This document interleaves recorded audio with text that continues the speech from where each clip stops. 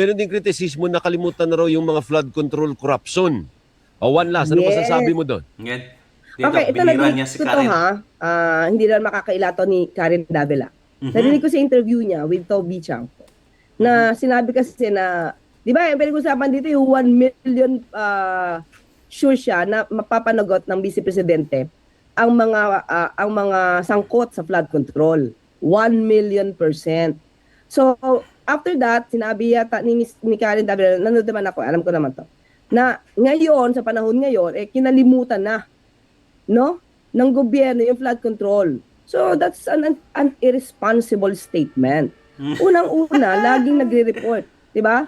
Ang DOJ, pag natatanong ng media, pati ang ombudsman, kadinig ko lang yata kahapon, kagabi yata yun or kahapon, patuloy, everyday, ang kanilang pagmi-meeting with regard to this. Noong isang araw lang, nagsalita si Atty. Polo, spokesperson ng DOJ, na sila ay nagsumiti na ng kanilang report o recommendation patungkol sa, kung ako nagkakamali, kay Senator Joel Villanueva yata yung involved doon sa DOJ, sa ombudsman.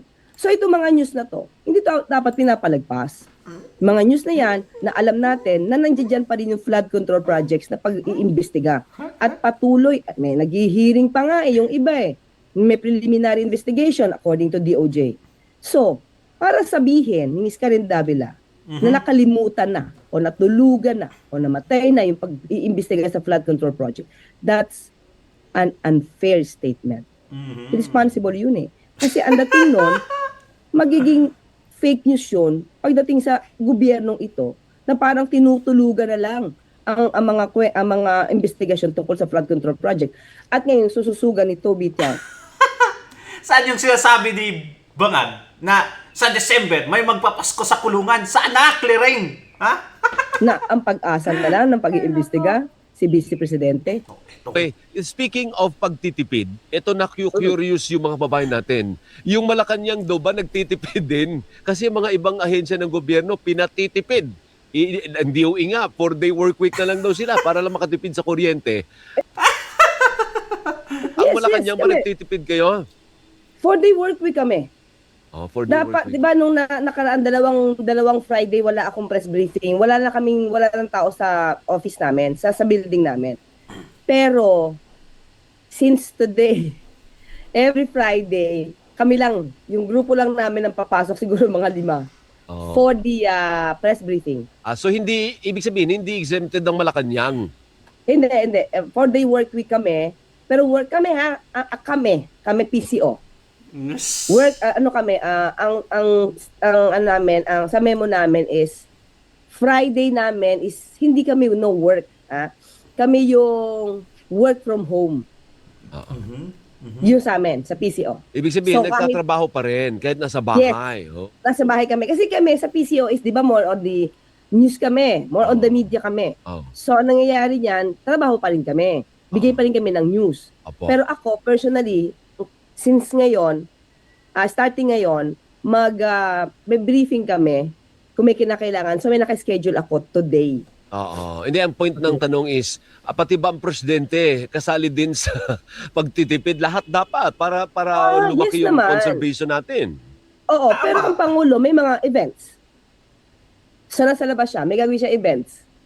Oo. So, hindi makailangan na nasa Malacanang siya. Pero syempre, pag may mga private meetings sa Pangulo at kailangan, hindi pwedeng hindi siya papasok. Pangulo siya. Hindi siya pwede laging bakasyon. Opo. Hindi nga nakakapagbakasyon So, yung 4-day work week, sa amin, na kaya namin na mag-work from home. Pero ang Pangulo, anytime yan, talagang magtatrabaho yan. Okay, sige. Wow! Doon tayo sa pagsuspindi ng excise tax. May binigay na palang petsa yung taga-Department of Finance. Ano ba sabi? April 13 pa raw. Ba tama ba? Confirm ba yun, Yusek? Na gagawa. Kasi merong sa ngayon, alam naman natin na sila ay nagpo-formulate na. Kasi nga, sabi nga ng Pangulo, di ba, iba-iba kasi ang presyo ng gasolina at kinakailangang pag-aralan. Talaga, ano yung dapat? Hindi sa pag-aaralan kung kailan i-implement. Hindi ganun yon. Pag-aaralan ng DBCC, magre-recommenda sa Pangulo, syempre pagbimitingan niya bago magbigay ng final na order. So, meron kasing 15 days na grace period pa. Yung publication. Yes, and maliban dyan, meron kasi sa batas na nakalagay na bago mag-suspend, dapat one month yung presyo ng petrolyo na $80. 80 pataas, $80 pataas. Oo. So paano, based on your assessment, makakailan pa mararamdaman? Kasi isa ito sa benepisyo na mararanasan ng mga middle class kasi may mga sasakyan magbebenepisyo dyan. Yes. Ay, ito pa pala, Elvin. Gusto ko ito mapaliwanag. Hindi pagkapirma ngayon, halimbawa ngayon pinirmahan, maliban sa 15-day grace period, magbibigay na agad ng order. Ito yung gusto sabihin din ng Pangulo. Yung aatasan or magiging subject no suspension or no reduction ng excise tax ay yung paparating, hindi yung luma kasi nabayaran na yan yung paparating na bago, hindi yung inventory. Kuha mo, Elvin? Yeah. Nag-gets ko. Kasi kaya lalong madidelay. Yung mga supply nila sa inventaryo nila ngayon, bayad na yan Bayad na yun, excise tax na Yung papasok lang na i-import nila, yun yung mababawasan ng excise tax or masuspend yung excise tax. Napansin nyo ba dito mga kadanatis itong si Clearing? Pag mga Duterte yung pinag-uusapan ay talagang kakaiba yung mood niya mga kadonatics, ha? Kahit halos fake news naman yung paratang niya patungkol sa mga Duterte, yung mood niya mga kadonatics ay iba, no? Di ba? Pero dito, sa crisis na naganap ngayon sa bansang Pilipinas mga kadonatics, relax na relax ang bungok na talaga ng babaeng itong mga kadonatics. Parang hindi talaga namumblema itong si Claring mga kadonatics. Biruin mo naman na siya nang mismo nagsabi na walang crisis sa Pilipinas. Tapos ngayon, ito yung mga pahayag niya. Kaya, 4 days a week yung work nila. Nako! Saganang-sagana si Auntie Claire mga kadonatics. Diba? But before tayo magpatuloy, eto, pasadahan muna natin itong si Pinky mga kadonatics. Pinky Lacson, ha? Tingnan nyo naman yung ginawa nyo mga kadonatics, ha? Panoorin nyo. Ayan. Yung statement niya pala yung hindi ginawa. Ito. We actually discussed this initiative with the FPRRD or Tatay Digong during his time. He was very supportive. Wow! Ngayon lang yan, lumabas Pinky, ha? Ngayon lang, pero kung makapag-debate ka kay Senator Marcoleta patungkol sa China mga kadonatics ay talagang makikita mo na hate mo yung China. Tapos ngayon mga kadonatics, ang context kasi nito, okay? Ang context kasi nito, ito, si Tatay Digong, sa panahon niya, ayaw niya ng kaaway. Kaya nga sinasabi niya palagi na I am friend to everyone but enemies to none. Kaya ang ginawa ni Tatay Digong mga kadonatics, kaya nahinto yung mga water cannon doon sa West Philippine Sea dahil ang proposition ni Tatay Digong is joint exploration mga kadonatics with China sa West Philippine Sea para maghanap ng oil. Yun talaga yung posisyon ni Tatay Digong. Mga kadonatics, ayaw ng mga kultong ito na ganun ang mangyayari. Gusto talaga nila na atin yung West Philippine Sea. Pero wala na tayong magawa mga kadonatics. May mga infrastructure na sila sa West Philippine Sea before sa panahon ni Tatay Digong. Kaya ang sabi niya, to avoid any war with China, which is pupulbusin lang tayo, sabi niya, joint exploration, which China agreed mga kadonatics. Ngayon mga kadonatics, lumabas na naman ang diskusyon. Ay Pinky pa nang galing, kay Pinky pa na, ay nako! Kung nakita niyo yung previous debate nila ni Senator Marcoleta mga kadonatics, nako! Kinamumuhian niya ang China. Ngayon, makikipag-joint exploration ka sa West Philippine Sea? The heck of you, Mr. Pinky! Kaya nga talaga mga kadonatics, itong loyalista at Pinklawan, Dilawan, ay parehong pattern mga kadonatics. May pattern sila na kain suka. Yung linuwa na noon, linuwa ba o linuwal na noon, kinain ulit mga kadonatics. What the heck is happening to you, Mr. Lacson? Alright, continue on Claring mga kadonatics. Kasi binanatan niya si Karen Davila. So what is baka your point? kasi isipin ng tao, magkakaroon tayo ng misconception dito. Baka isipin ng tao, pagkapirma, dapat nandyan na yung pagbawas sa excess tax. Hindi po. Pak. Kasi yung nakarating na, yung dati pang inventory, bayad ni excess tax yan eh. So yung darating na lang, na parating, yung bago nila magpaparating, yun Ano ba? ang pwede maging subject doon sa bagong emergency power. And we don't even have a decision yet kung buo ba ang sususpindihin o porsyento lang. Sa ngayon, ayoko makapagsita kasi nag-meeting naman sila eh. So ayoko magsabi na wala pa silang nabubuo na decision patungkol dyan. Hindi, ibig Kawawa talaga. Kakahiya kayong nasa palasyo talaga mga kadonatics. Can you imagine that? Una tayong nag-declare ng emergency energy mga kadonatics sa Pilipinas. O / state emergency. Na-report yan ng BBC mga kadonatics. Ngayon, wala pa pala. Wala pa pala. Wala pa nga, tayo nga lang yung nag-declare mga kadonatics Tayo lang. Ngayon, wala pa palang talagang concrete na decision kung isususpende ba talaga ang 100% na excise tax sa diesel, which is 6 pesos mga kadonatics, at sa gasoline, 10 pesos. Alright. 10 and 6 mga kadonatics, that is 16 pesos ang mawawala sa'yo.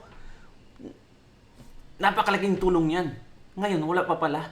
Tapos, yung isususpende pala nila na excise tax mga kadonatics, mga darating pa na mga gasolina. Oh no! So, ibig sabihin, matagal pang epekto ng excise tax suspension mga kadonatics kung mangyayari man. Hindi pa ngayon agad-agad. Ito yung sabi ni Claring, di ba? Kasi yung mga gasoline, diesel na nasa Pilipinas ngayon, na nandyan na naka-imbak mga kadonatics, bayad na daw yung excise tax. Bakit hindi na? Oh no. Dapat diretso na yan mga kadonatics. Dapat diretso na pawas na agad. Maghihintay pa tayo ng ilang buwan mga kadonatics, ilang buwan o weeks or buwan. Incompetent. sabihin, hindi pa natin alam kung Yes, ang gagawin ba ng presidente ay buo o di kaya kalahati lang o diesel lang o Ay, gasolina. Wala pa tayong ganun, wala pa tayong kakahiya. nitty-gritty as we speak, you say. Oo. Kasi syempre, pag hindi pa to final, syempre mahirap naman natin isabihin. Diba? Okay, sige. So usad tayo dun sa pondo kahapon, inutusan na ng presidente ng DBM, bigyan nyo ng 20 billion pesos yung DOE. Iyan ba idaragdagan pa o tama na yan? Pagkasahin na nila yung 20 billion? Hindi. Wow. Ayoko magsalita. Pero alam ko hindi. Meron pa. Oo. So, hindi ako pwede magsalita ng detalye. Pero ako, nakakausap natin yung DBM na meron naman kasing pondo dito. Kaya sa ngayon, hindi pa na pag-uusapan kung uutang o hindi. Ang uli namin pag-uusap ni Secretary Frederick Go, hindi pa na pag-uusapan kung uutang. Kasi may pondo tayo na maaari pang magamit. Pero ang sure doon, hindi titigil sa 20 billion. There's going to be an additional, may susunod pa na tranche. Yes. Oo, meron pa yan. At sinabi rin naman, pati yung pag-ayuda, may susunod pa. According to, napag-desisyonan din, according to Secretary Rex Gatchalian, na ayon din sa Office of the Executive Secretary, ES Recto, ay meron pa pong susunod na mga ayuda. Okay. So kaya masusundan din magtulong-tulungan tayo. Tama 'yon kasi ang susunod kong tanong tungkol sa ayuda, marami kasing nagsasabi, maliit naman. Although syempre pera is Ayuda na naman! Ayuda, grabe. Paldong-paldo talaga tayo sa ayuda, no? Tapos pag mga kadonatics, ay nako, kung yung mga billion-billion na nagastos nila mga kadonatics para sa ayuda, kung inilagay nila yan sa gasoline at sa diesel, subsidized, ang laking tulong niyan. Napakalaki mga kadonatics. Kaysa sa ibigay mo ng buo, yung 5,000 pesos? Sa tingin nyo ba mga kadonatics, hanggang saan yung 5,000 pesos mo ngayon? Wala. Ha? Tapos another ayuda na naman? Wala talaga, napakapulpul. Pera, 5,000 is Ayuda, 5,000 kahit umikot ka sa buong Metro Manila. Wala kang mapupulot na 5,000. Ano po? So, masusundan pa yung 5,000. Masusundan pa yan. Ito lang sa atin, Tapos, mga kadonatics, ang nabigyan lang na jeepney drivers ng tag 5,000 mga kadonatics, nasa 50,000 ata. 50,000 jeepney drivers, not only jeepney. Nasa 50,000. Or, I'm not mistaken. Okay, I think yun yung narinig ko. Sila na naman makakatanggap mga kadonatics. Ay, dako.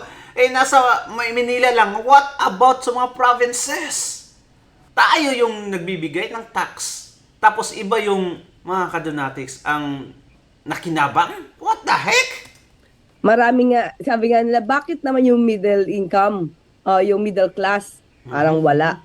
Diba? Kasi ang nabibigyan talaga natin ngayon yung mga, yung natumbok masyado no epekto ng crisis sa Middle East. Ito na sa transport sector. Ang gusto kasi ng Pangulo, Alvin, Wala is siyang pantay-pantay. And balance. And the word is balance. Balance yung lahat ang tulong. Kaya ang inuna yung transport sector. Kung iisipin mo yung ibang ekonomista, sabihin nila, dapat din na mabigyan natin ng tulong ang ating mga kababayan, pero hindi dapat laging nakadepende sa gobyerno. Pero Ay, naku, kasi ito yung pinaka impyerno. mabilis na maaaring itulong ng gobyerno para maibsan, kasi that's the purpose, maibsan yung impact ng crisis sa Middle East. Hindi ito pang what do you mean, permanent. Ito ay nako. tulong, that's why ayuda. So tayo lahat Ayuda sana administration. kahit na sabi, kasi 5,000 is 5,000, malaking bagay yan. Sa akin, pag binigay sa akin tulong yan, laki-laking bagay yan. Wow! Ang laking bagay. Ang nagsalita mga kadonatics. Napakalaki daw sa kanyang 5,000. Ano yan? Tanungin mo yung mga nakatanggap mga kadonatics. Sabi nga nila, 5 days lang yung 5,000. 5 days lang mga kadonatics. Kung at least kung aabot ha. Tapos kung makapagsalita ka, napakalaki niyan. Wow! Wow! Ang isa sa mga oligarchy nagsalita.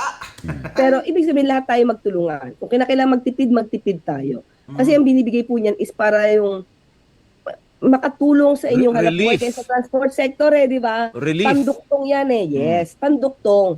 So kung ano man sana yung binibigay sa inyo na ayuda, I mean, pagkasyahin natin, lahat tayo magtulong-tulong, ibinibigay po sa inyo yan pangdagdag na maibsan yung hirap natin. Ay, nako.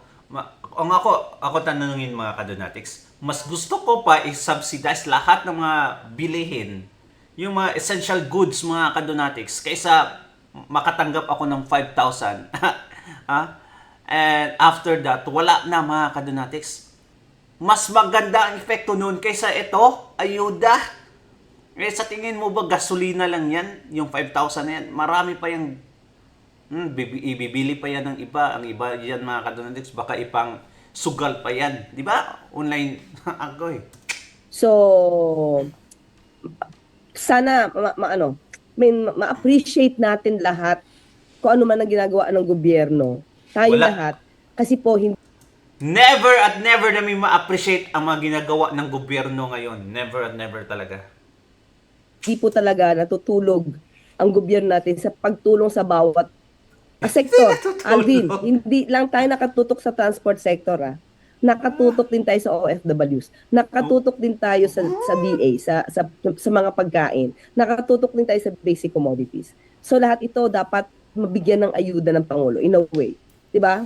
Masuportahan tong lahat ng sektor na ito.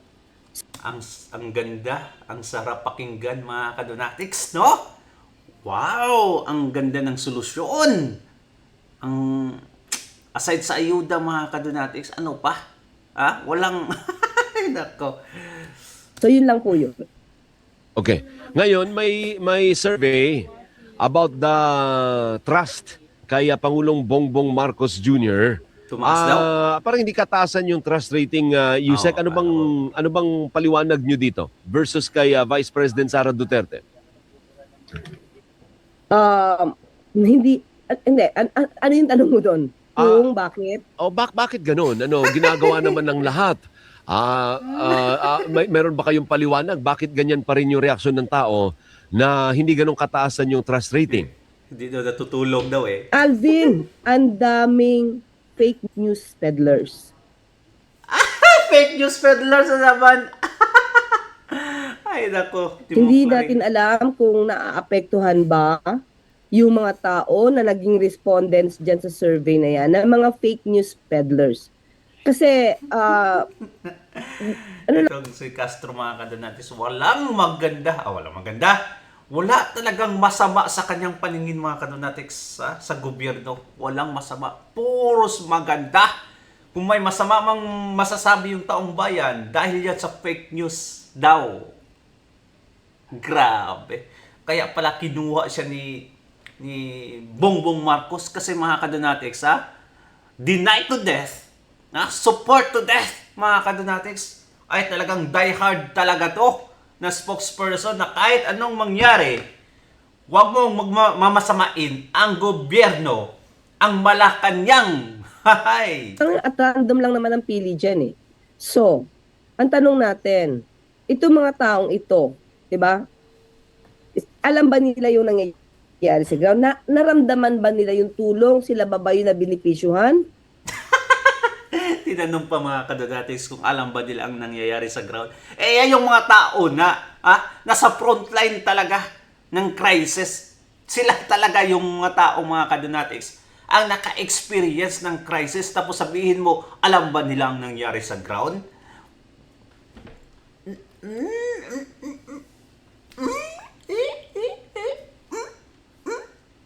Ay, nako. O sila yung hindi naman naging parte ng benepisyo ng Pangulo? Kaya sabihin nila, Bakit hindi parte? Akala ko ba sa lahat?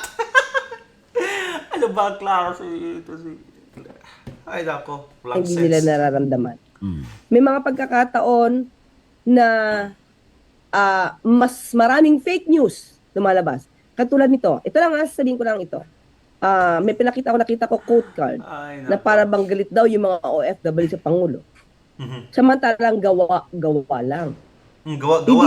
May video. Gawa, ha? May video. Ito totoo. 'Di ba? Walang basihan kasi nakita natin kung paano naging masaya yung mga kababayan natin nung makalapag dito, yung mga na-repatriate. May mga pagkakataon Grabe! Napaka-blind follower itong si... nagpadala daw ng eroplano si Mayor Baste para makuha ang mga OFWs. Nagpapalakpakan sila. Tapos pinipintasan na yung Pangulo. And that's fake news. So, ang kawawa dito sa mga fake news na to, yung mga kababayan natin, dahil hindi nila nakikita kung ano talaga yung nangyayari. Oh, wow. So, can be, di ba, kung sinong respondents to, ang tanong natin, sila ba yung natulungan? Sila ba yung nakaramdam? O sila yung naging biktima ng Out of this world yung explanation ni Clarong mga mga fake kadalags. news? Hindi natin alam eh. Tama. Ibig sabihin na nagpapaniwala sila sa mga fake news, Yusek. Ano po? Ngayon, meron ding... Saan kami maniniwala sa'yo, Rering? Ha? Na lahat maganda ang nangyayari para sa kanya mga kadalags. Lahat mga nangyayari ngayon maganda. kritisismo. Pwede, diba? Meron din kritisismo na kalimutan na raw yung mga flood control corruption. One last, ano Yes. masasabi mo doon? Ngayon, dito, Okay, ito binira narinig niya si ko to Karen. hindi na makakailato ni Karen Davila. Narinig ko sa interview niya with Toby Chanco na sinabi kasi na, di ba, yung pinag-usapan dito yung 1 million sure siya na mapapanagot ng Vice Presidente ang mga sangkot sa flood control. 1,000,000%. So, after that, sinabi yata ni Karen Davila, nanood naman ako, alam ko naman to, na ngayon, sa panahon ngayon, kinalimutan na, no, ng gobyerno yung flood control. So, that's an irresponsible statement. Unang-una, laging nagre-report, di ba? Ang DOJ, pag natatanong ng media, pati ang ombudsman, kadinig ko lang yata kahapon, kagabi yata yun or kahapon, patuloy every day ang kanilang pagmi-meeting with regard to this. Noong isang araw lang, nagsalita si Atty. Polo, spokesperson ng DOJ, na sila ay nagsumiti na ng kanilang report o recommendation patungkol sa, kung di ako nagkakamali, kay Senator Joel Villanueva yata yung involved doon sa DOJ, sa Ombudsman. So ito mga news na to, hindi to dapat pinapalagpas. Mga news na yan na alam natin na nandiyan pa rin yung flood control projects na pag-iimbestiga. At patuloy, at may naghihiring pa nga yung iba may preliminary investigation according to DOJ. So, para sabihin ni Ms. Karen Davila na nakalimutan na o natulugan na o namatay na yung pag-iimbestiga sa flood control project, that's an unfair statement. Responsible yun Kasi ang dating nun, magiging fake news yun pagdating sa gobyernong ito na parang tinutulugan na lang ang mga investigasyon tungkol sa flood control project. At ngayon, sususugan ni Toby Tiang. Saan yung sinasabi ni Bangag na sa December may magpapasko sa kulungan? Saan na, Clearing? Ha? Na ang pag-asa na lang ng pag-iimbestiga si Vice Presidente. Kaya nga sabi natin, ngayon pa lang, kahit hindi siya Vice Presidente, dapat iniimbestigahan niya na yung flood control projects na ghost projects nung panahon ng kanyang ama. Bakit? Admitted naman yung ama niya May ghost projects So, ba't hindi nasimula? Gusto ko pa sana humaba, Yusek. Presidente? Oo. Pinalagad si Toby Tiangco. Anyway, ito mga kade. Ito yung tulong na hindi daw nararamdaman ng mga tao na sa baba. Di ba sabi ni Claring, mga kadonatics, na baka ito yung mga taong hindi na experience kung anong nangyayari sa ibaba, sa ground daw. Ito yung tulong na sinasabi niya, mga kadonatics, libreng sakay ni Claring. Ay, napakaganda talaga, mga kadonatics. Ito. Panoorin nyo. Ay, nako! Pati mismo ito mga rallyista, mga kadonatics, binatikos yung libreng sakay nila. Ayan. May comparison din to. Tingnan nyo naman sa baba. Itong bus na ito, mga kadonatics, is a Davao City bus. Libreng sakay. While ditong sa taas, dito, mga nakakatuwa dito sa taas. Tingnan mo, picturean mo. Picturean mo. Wala nang pasahero, hindi na nakapa. Tingnan nyo naman ang ganda ng bus, Huli ka na. Davao, libre sakay. Ay, ito, ang sa taas, mga kadonatics, ang kay Bongbong Marcos. Ayan! Libre sakay, Ay, nako, kaya pala. Sabi ng rallyist na mga kadonatics, walang sumasakay sa kanya. Tingnan nyo naman, parang, sabi niya sa comment section, ay parang mga Marines tayo dito. At ang tataas, mga kadonatics. Ewan ko na lang. Sa gera daw Ayan, lalaban sa gera. Lalaban sa gera. Lalaban ba sa pera yan? Ano tingin nyo sa mamamayan? Basura! Ano tingin nyo sa mamamayan? Basura! Ito yung libreng sakay. Ito yung sabi ni Claring Castro, mga kadonatics, na fake news daw yung mga taong respondent sa survey, mga kadonatics. I mean, hindi daw na-experience kung ano yung nasa ground. Ito yung nasa ground, Ito yung mga tao na respondent sa survey, mga kadonatics. Ay, nako. Libreng sakay. Ang taas! Ang tanong, sino aakyat doon daw? Ganda ng bus nyo, parang demolition team. Ay, nako. Ewan ko, mga kadonatics. Eto, mga kadonatics, magkano yung kita ng petrolyo, mga kadonatics, sa Pilipinas buwan-buwan? No. Yes. Kada araw, mga kadonatics. Grabe. Billion? What the heck? What is the 3 billion kada araw, mga kadonatics, kita ng oil firms. Kanyan ka lang. monthly consumption of the Philippines in terms of diesel? Monthly. Diesel-wise, what is the national consumption? The daily volume is 33 million a day. Sir, I'm Monthly. talking about monthly. How much?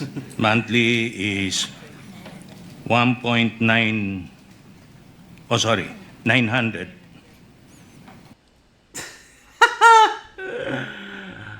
Part ba to ng DOA? Parang, nako, intense na intense. Oh, I mean, not intense mga kadonatics. Parang, natatakot sa presensya ni Senator Marcoleta, no? Metric tons or barrels or what? Million liters.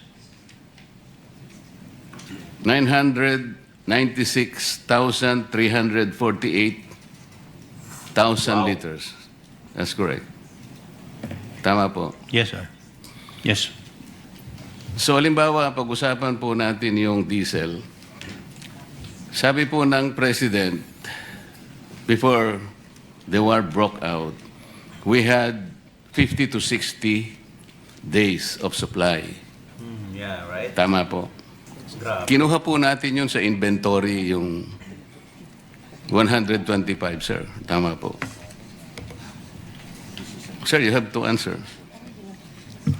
Yes, sir. Okay. But I cannot speak for the others. Yes, sir. Kayo po yung sumagot kasi tinatanong ko yung Chevron, kayo po yung sumagot. Okay? I have the number kasi. Yes, sir. So, 996,348,000 liters per month. Yun po yung consumption natin sa diesel. So, nagkaroon po ng increase na 70 pesos per liter after 2 weeks. That's 127%. So, tingnan po ninyo, Mr. Chair. 996,348,000 liters times 70 divided by 30 days. That's 2.32 billion per day, approximately gross income. Is my computation correct, sir?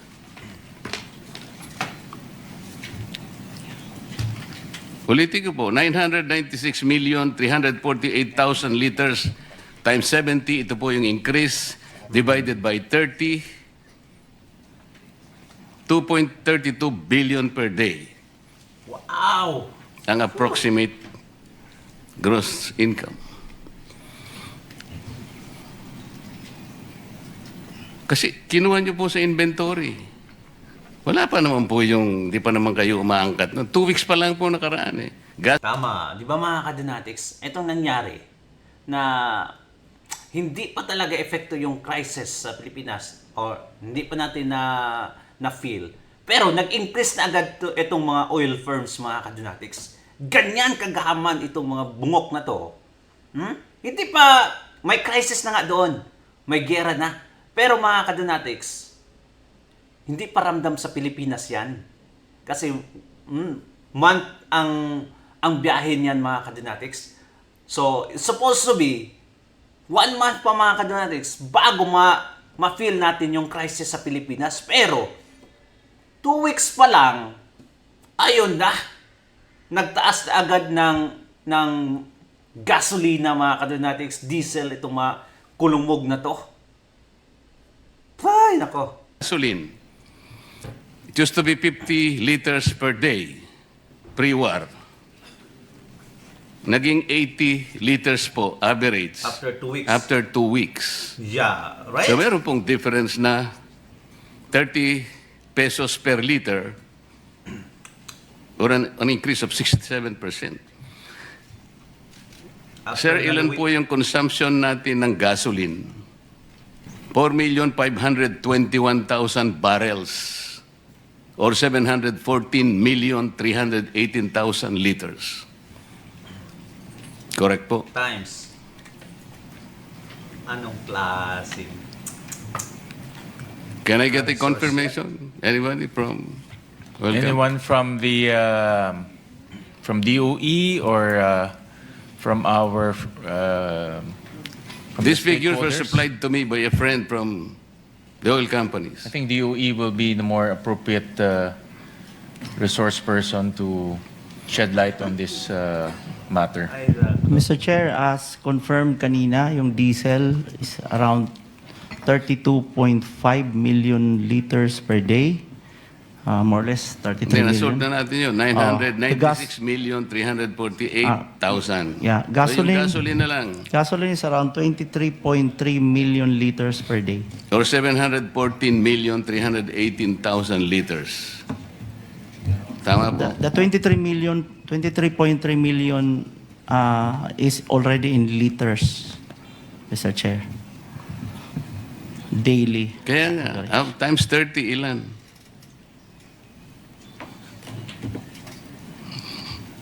$714,318,000 liters of gasoline. Tama po. That's correct. Around 600. Oh, yan. Ito po, ganito. 714,318,000 liters of gasoline times 30 days. That is 714 million per day. Approximate How much? gross income.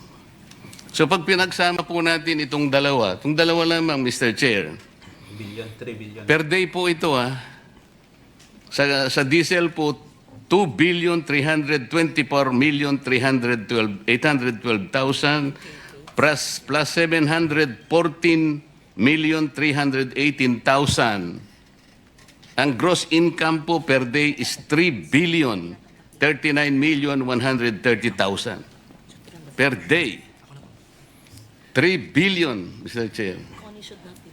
Kinuha po ninyo sa inventaryo ninyo ito. 2 weeks pa lang ang nakakaraan. Di ba? Alam po ninyo, Mr. Chair, I have to apologize for making this comparison. Yung 18 Marines po, yung kanilang mga dineliver na mga maleta, kinumpute ko rin po Despite the logistical nightmare scenario that was peddled to the public, ganito po yun Approximately, they were delivering 2 billion pesos per day. Based on 33 months times 4 weeks. Average po ng about 42.5 maletas, averaging 40 million each maleta. Ito pong gross income na kinocompute ko, Mr. Chair, mas mataas pa po doon sa maleta na dinala po ng 18 Marines. Allegedly. Wala po akong inaano. I'm just trying to see. I mean, yung analogy lang po. Wala po akong pakialam kung totoo o hindi totoo yung sinasabi po doon sa sworn statement. That has yet to be investigated properly. Ang kwento ko po is 2 billion a day, yung sinasabi nila. Ang sabi ko nga po, I'm not saying that that is correct. That is yet to be investigated properly and in proper time. Pero ito pong sinasabi ko, it's 3 billion pesos per day ang gross income po ng National Oil Company. These are not my figures.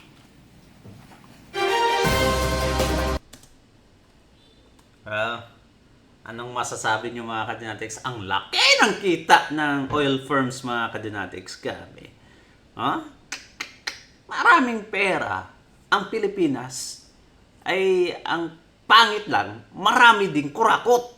Maraming magnanakaw.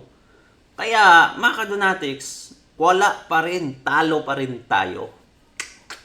Anyway, thank you so much and God bless you mga kadinatics. Ingat palagi. Comment down below. Bye-bye.